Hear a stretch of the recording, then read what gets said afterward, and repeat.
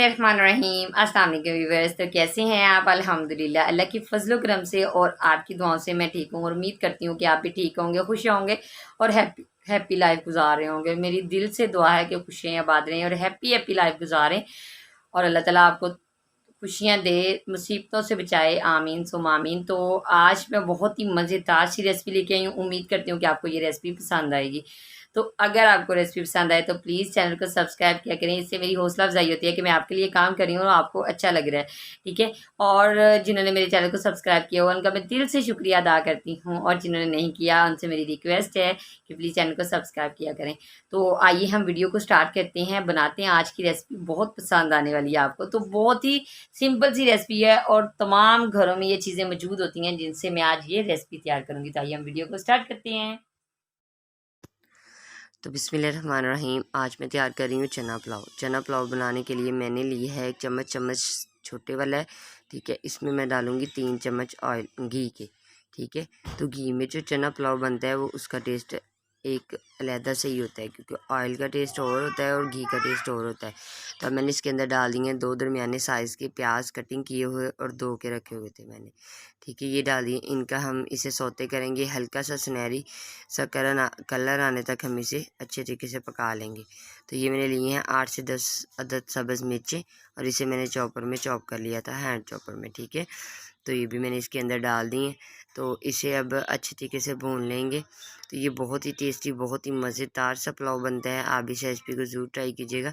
तो टमाटर डालेंगे। टमाटर को मैंने इस तरह कतलियों में काटा हुआ है और मुझे ये कतलियों में टमाटर कटे हुए चावलों में बहुत ही मज़ेदार लगते हैं, क्योंकि अगर चावलों में ये जब मोटा मोटा से टमाटर हमारे मुंह में आते हैं तो बहुत ही टेस्टी, बहुत ही मज़ेदार लगते हैं।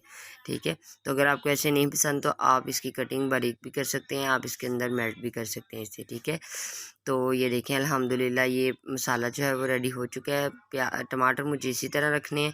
तो अब इसके अंदर डाल दिया 1 टेबल स्पून सुरख मिर्च, हाफ़ टेबल स्पून हल्दी और मैं इसके अंदर डालूँगी 1.5 टेबल स्पून नमक का।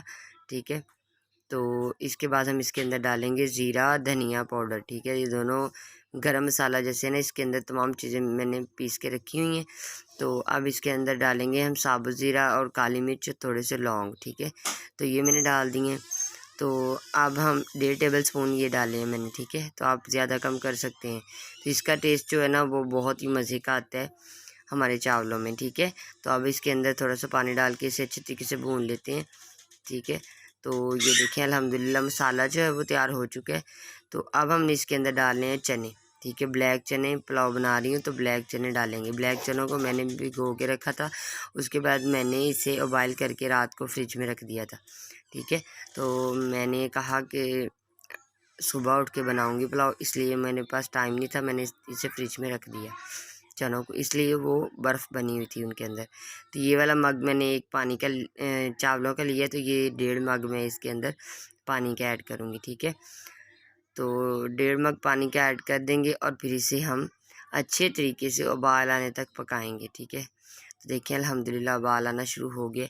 तो इस स्टेज पे आके आप इसका नमक वगैरह चेक कर सकते हैं, अगर नमक कम हो तो आप और डाल दीजिएगा। ठीक है, तो अपने टेस्ट के मुताबिक आप ज़्यादा कम कर सकते हैं। तो अब हम इसके बाद इसके अंदर चावल डालेंगे। चावलों को मैंने जब मसाला बनाना शुरू किया था तो उससे पहले ही मैंने उन्हें भिगो के रख दिया था। तब पानी निकाल के हमने इसके अंदर चावल डाल दिए। ठीक है, तो अब चावलों का जब पानी खुश्क होगा तो फिर हम इसे दम लगा देंगे। ठीक है, 15 से 20 मिनट के लिए दम लगाएंगे और वो भी तवा रख के दम लगाएंगे, ताकि जो चावल हैं वो हमारे पतीले के साथ ना चिपकें। ठीक है, मज़ेदार से बन जाए।